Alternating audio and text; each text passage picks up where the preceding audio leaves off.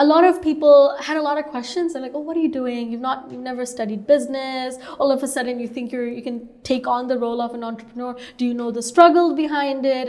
And oh, she's going to come back to law in a couple of months. So like these comments kind of like at that time made me second guess my decision. But at the same time, because I so much believed in the partnership that I developed with my co-founder, and I said that if we were to fail, it would be because the product is not working, not because of our leadership or the office environment or whatever. There's like so many mini things or micro things that can happen to an organization, right?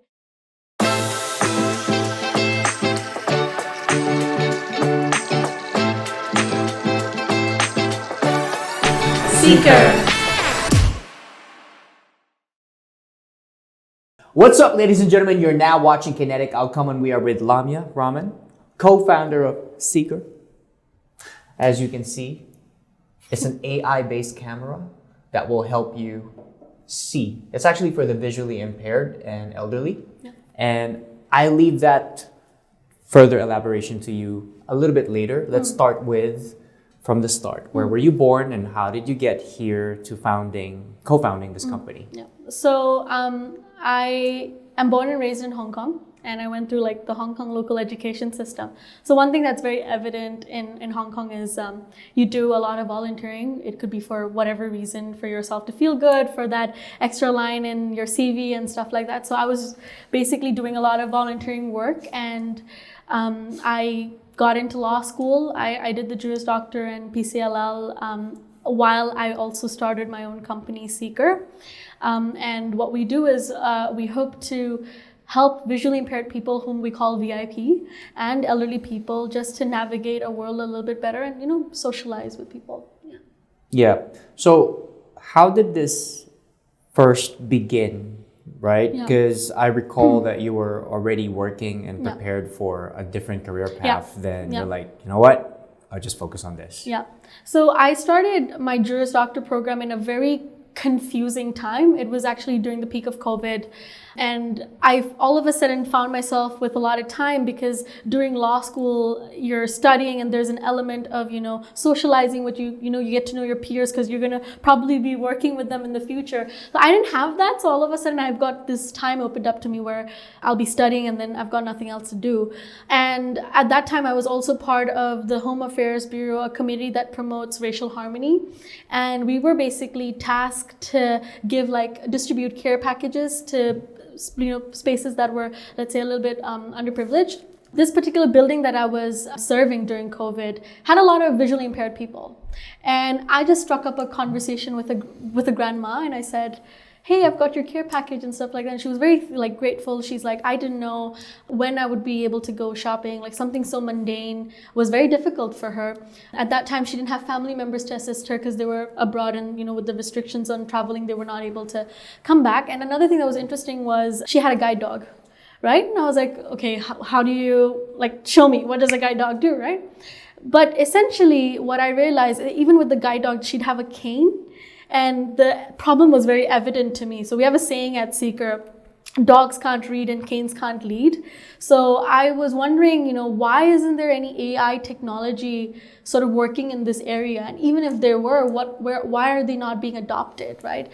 And that one question actually got me closer to Seekr. I was looking for existing solutions, and I was kind of formulating, okay, what would people need, and how can AI sort of bridge that? And I got talking, and I put the word out there, I'm looking for someone to help me develop. I don't have the hardware skills to develop the product. So I found my co-founder, and we've been working on it ever since for the last 4 years. Yeah. Was it hard for you to give up the career path for law, or not really? To be honest, when I was in my PCLL, which is the qualifying exam, and I kind of knew I was going to pass, and I kind of had a steady plan in mind.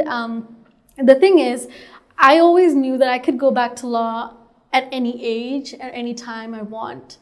sometimes people, study law as a stepping stone for something bigger, right? I didn't necessarily have that plan, but in the 3rd year mark of Seekr, I had to make a critical decision because my company was already making profit. I was hiring to mass extent.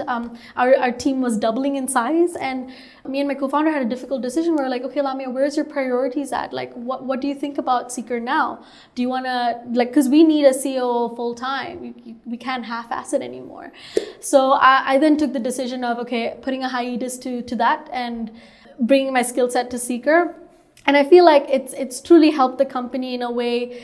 Lawyers always think about risks. And I feel like whatever contract you put in front of me, I'm always thinking about, okay, what's the best next possible solution? I feel like with the training in law school, I'm becoming a much more realistic advocate or negotiator. I feel like my skill sets are very complementary in that sense. So I don't regret my path. Yeah. Okay. Yeah. And you mentioned as well, like, about the numbers of the visually impaired in Hong Kong and worldwide. Yeah. What was that again? Yeah. So the worldwide number is 300 million, and the World Health Organization said it's going to triple in the next 40 years. And that's one of the major reasons is, age-related degenerative eye disease, aging, diabetes, which is very common in Asia. Yeah. Okay. And the number for Hong Kong is 200,000 recorded visually impaired people. We do believe in our team that there's a lot more than what's in the statistics. Yeah. Okay.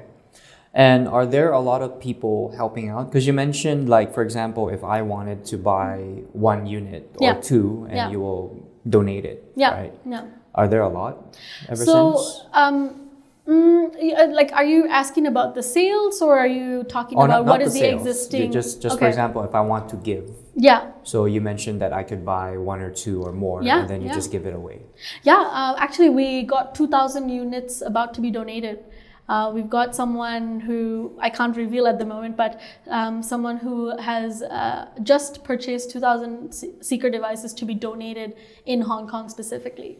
So yes, sometimes we get such interesting people, and it's mostly caregivers of people caregivers of elderly or visually impaired people who come to us. Like, hey, my grandma needs it. Hey, my father needs it. Something like that. So you can actually sponsor a Seekr if anybody's interested. Yeah. What's exciting is what will happen in the long run when you further expand globally, because there is a huge need for what you're creating, right? Yeah. And then I guess I don't need to ask the question about uniqueness, because you're the first one who created this. Yes. Right?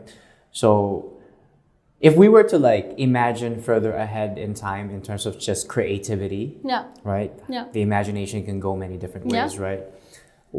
What's your most, like, funny and at the same time creative idea that you think would happen to what you're building in terms of it being more advanced, like what we see in cartoons? Yeah. Because it can be possible anyway. Okay, let me think of. Actually, I can share a funny example of what happened when we first gave the Seekr device, right? So one of the things that we are very proud of at Seekr is the data we've collected is very Hong Kong specific. So what do Hong Kong buses or taxis look like? The green and the red and all of that, right? Or also, like, the local dim sum shops. What are the dim sums? Like, that's the level of detail of data we've collected and we've data labeled.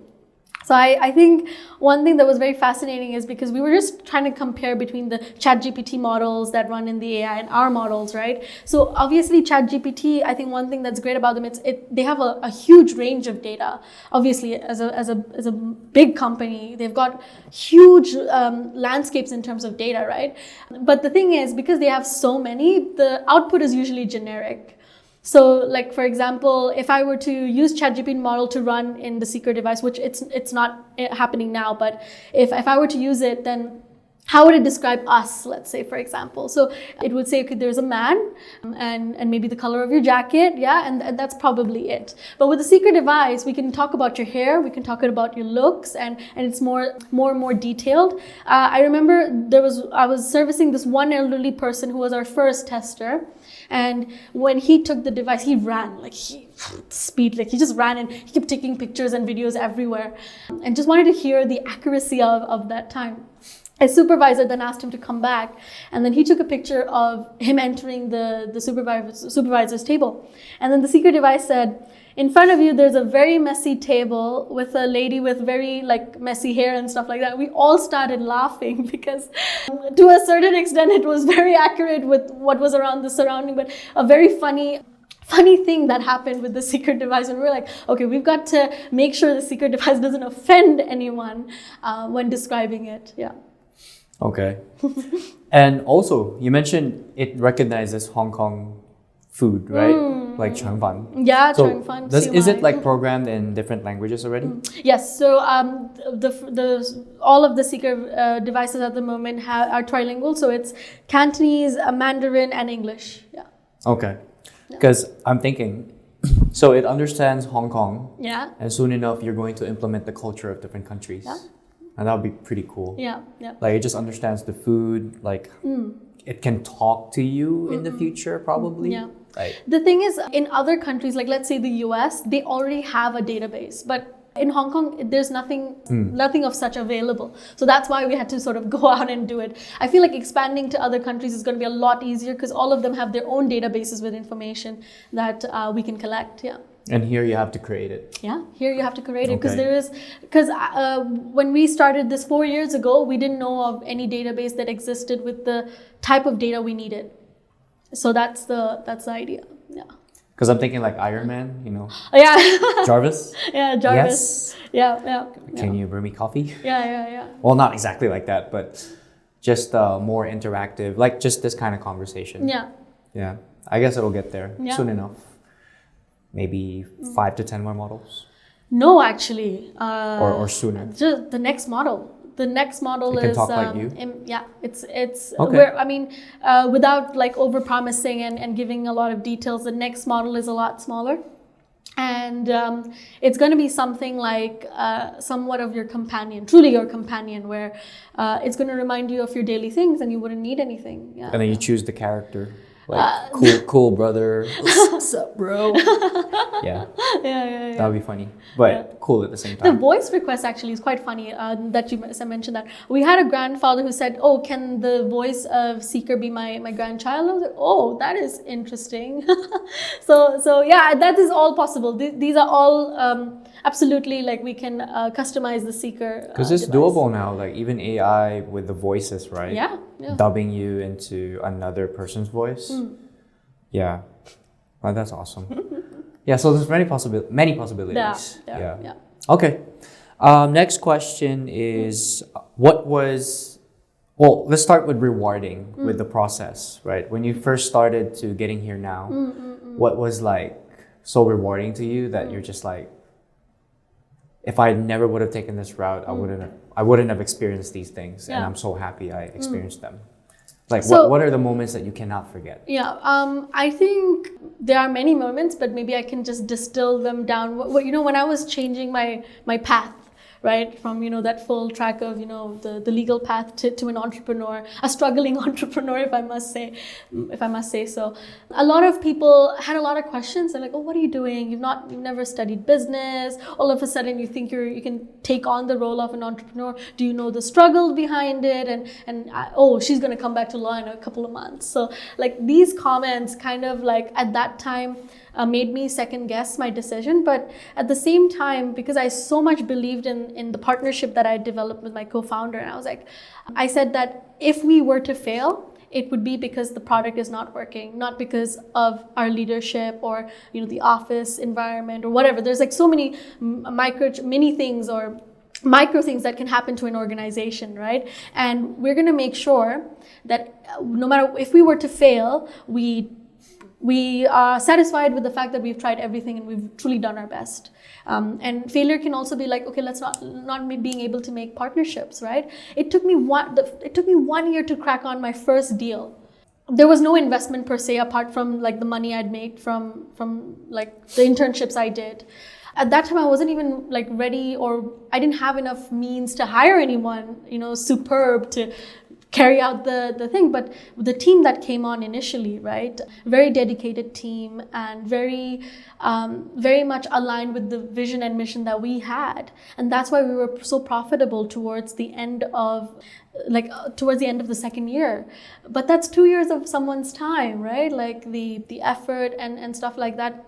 The one thing I'm truly proud of is, in law firms, you're working under someone, and usually you have a supervising partner who is out there getting clients, and then you have your associates and your trainees. The work is being distilled. I feel like my leadership capabilities has increased by taking on the role of the COO. Like every day, I'm deciding what's going to happen, how it's going to happen.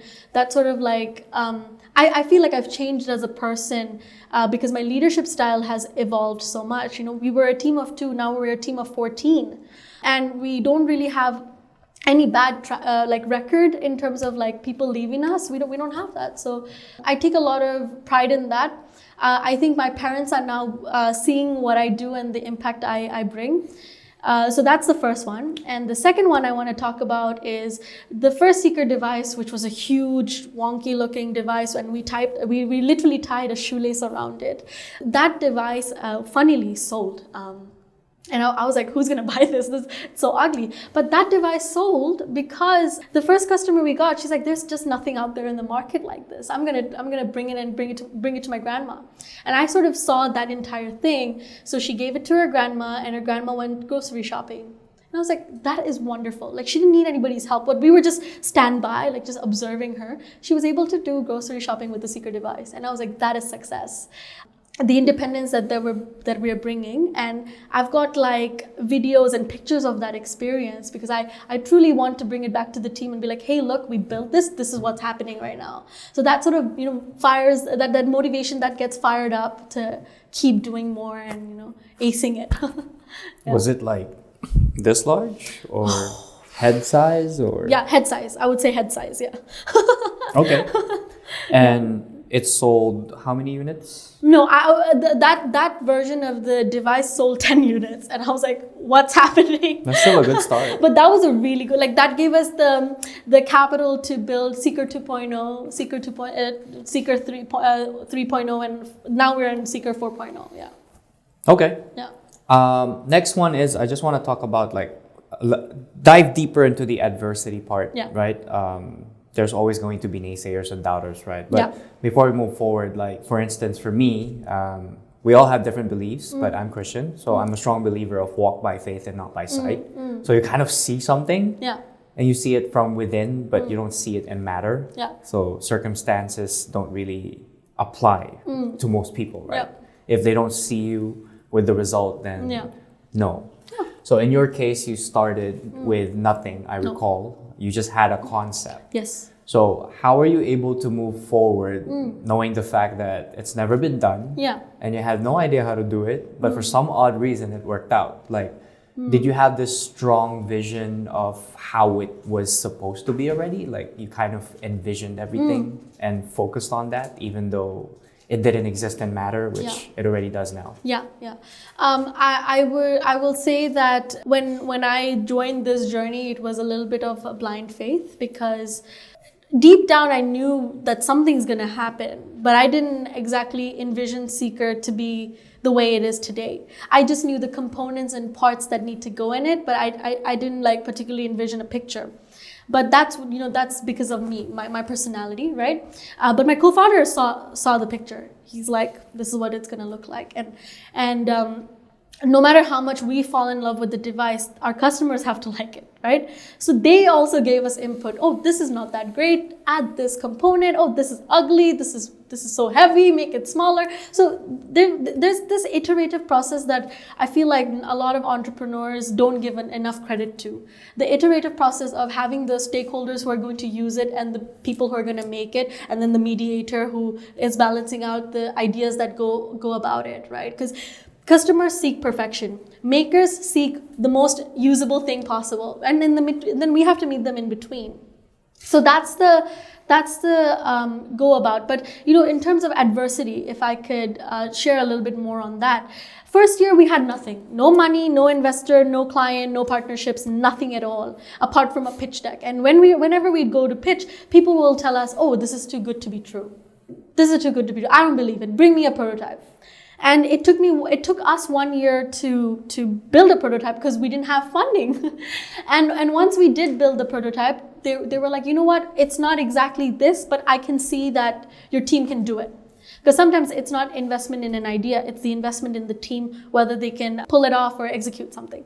So that's truly what happened to us. Because our initial team was like so strong. We had the AI engineers, they had someone like me who is business and legal, right? So that credential did help. And that also helped with the fact that we were going to sell this to people in the fourth version. When we told them that, they're like, you know what, we see it. Here is your first buck, go make it. Even our partnerships came about that like that. Like, we're like, look, it's not there yet, but do you see it? Do you see the way we're making it? They're like, you know what, we'll give you a shot. And the first thing about like a hardware company, and it's usually actually much tougher for a hardware company to make it because of the hardware component in it. And that's why I had made a decision that we were not going to make it up until we had something close to something selling. So that's where all the effort went to. Yeah. Okay. Were there moments of, like, let's just say it's just you, and you're here sitting, thinking, I've done everything I could. What else? And those moments, like self-reflecting moments, in the middle of the journey, you had those, or not? Okay, so to be very honest, I've never had a moment where I'm like, oh, I've made it, and I think, what I meant was not I made it, but like I've done everything that I could. What else can I do to make this work? And you're like kind of like trying to fix things, but you're like kind of lost, but you're not giving up, you just keep going. So I've had many of those moments in my life. Okay.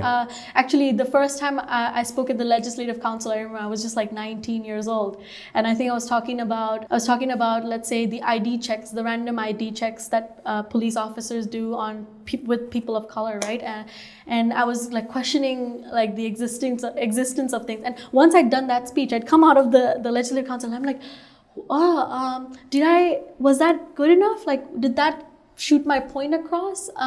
That, these random checks are not necessarily random, and they don't want to reveal the information of the people who they do ID checks on, and it can be very severe. And then when I got into JD, I remember a reporter came to me and he's like running to me and he's like, Lamia, do you know you're the first Hong Kong-born Bangladeshi to be doing the JD? And I was like, really? Didn't know what to say. And I remember when I heard that information, I had just completed the JD program. I went back home and I had a reflecting moment, and I was like, what does this signal to my community? What does this signal to the people in Hong Kong? And most importantly, what does this mean?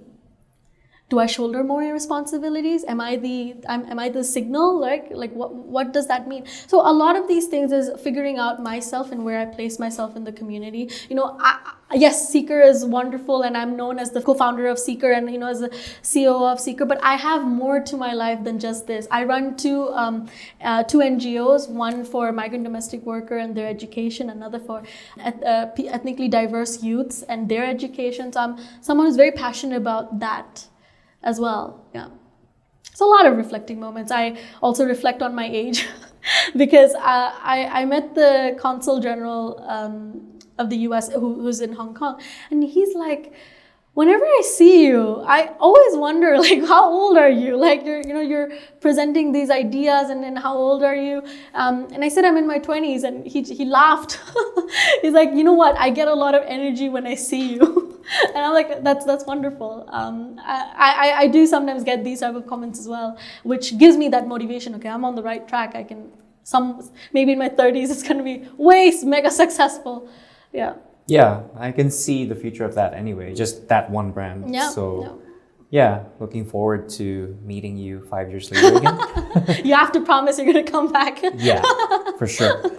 Okay. So next question is, this one's a little personal, like family and close friends. Was a huge majority supportive or all of them when you started this? So my father is an entrepreneur, and I've kind of seen his ups and downs, right? But when I chose the path of entrepreneurship, he's like, are you like allergic to stability? Like, what's wrong with you? Because entrepreneurship is not a stable career, at least not in the early onset of when you're starting a business, right? There's so many components to it, like I mentioned.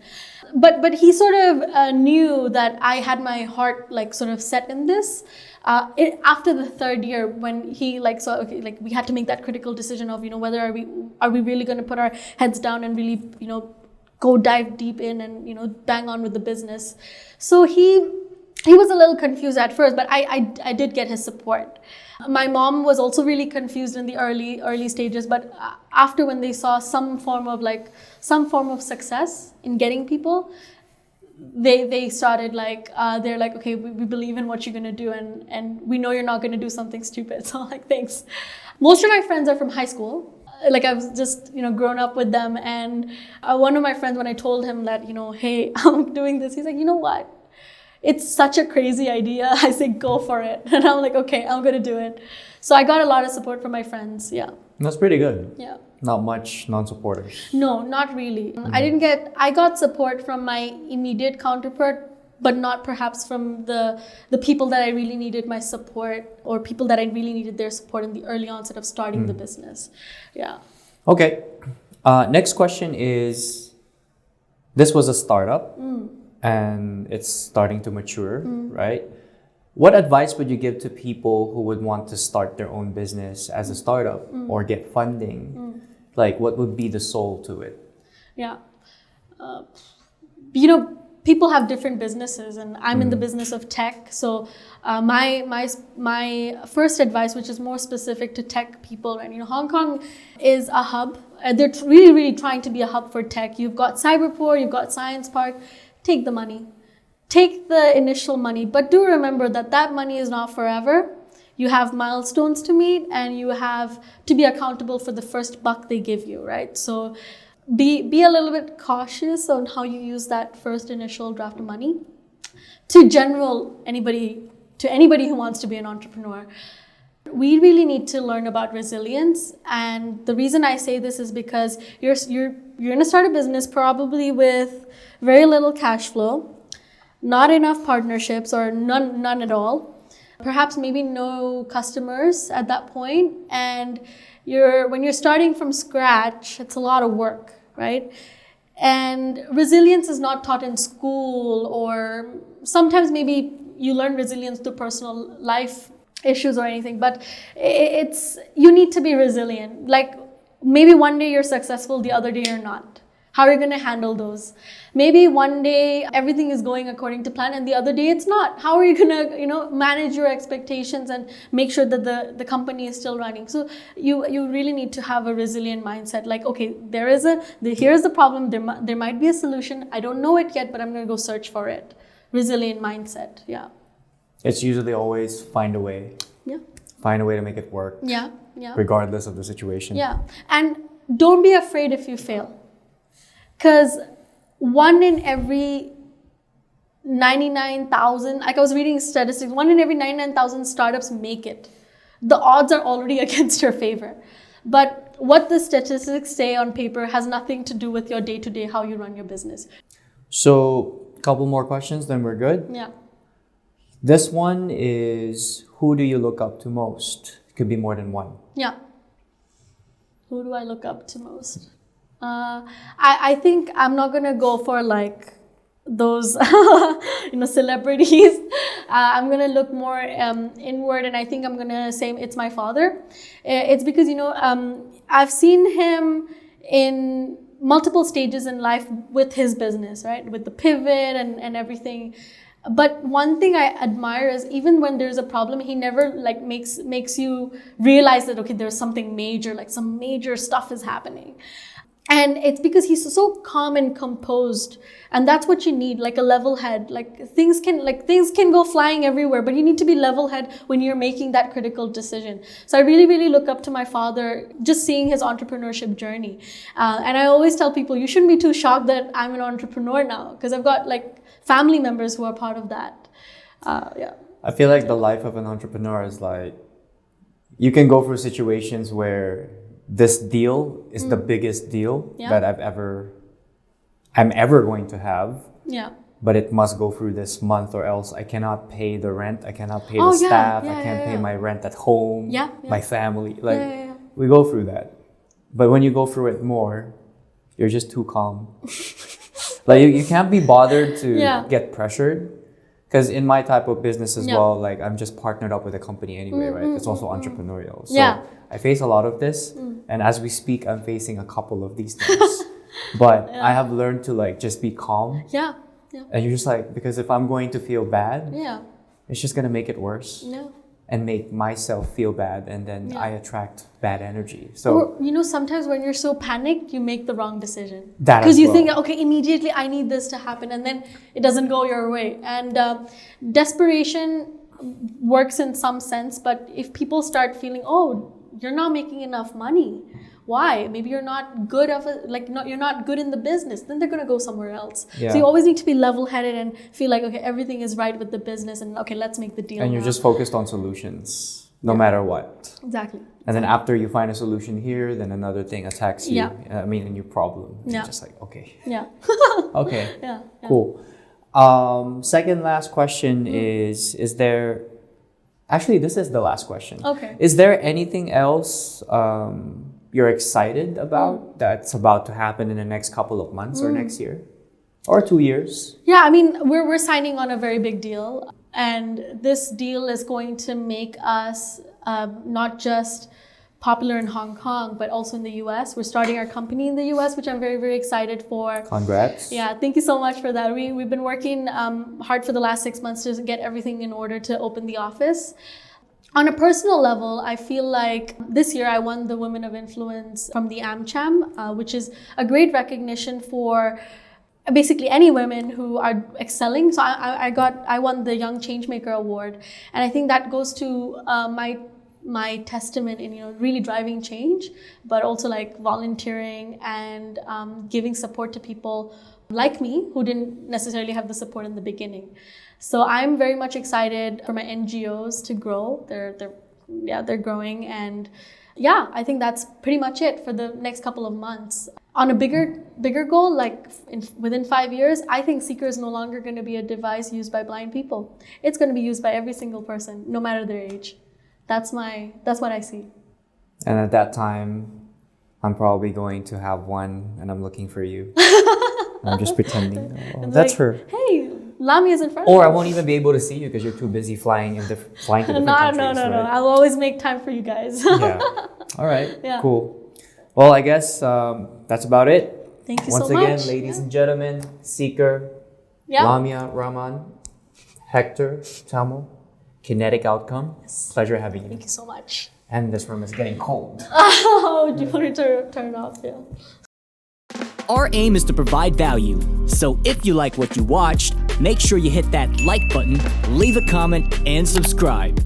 I'm also a financial advisor based in Hong Kong, so feel free to check the description box for my details and email or DM. And if ever you need video and photography services, the phenomenal videos you're watching right now are filmed by Edry Mendoza. Lastly, if you love hip-hop music, rap, R&B, singing, whichever that sounds amazing to your ears, because I always do a lot of experiments with it, feel free to drop by my channel at SCF Saint or Saint Crossfade. Appreciate you for being part of this episode and more to come. Till next time.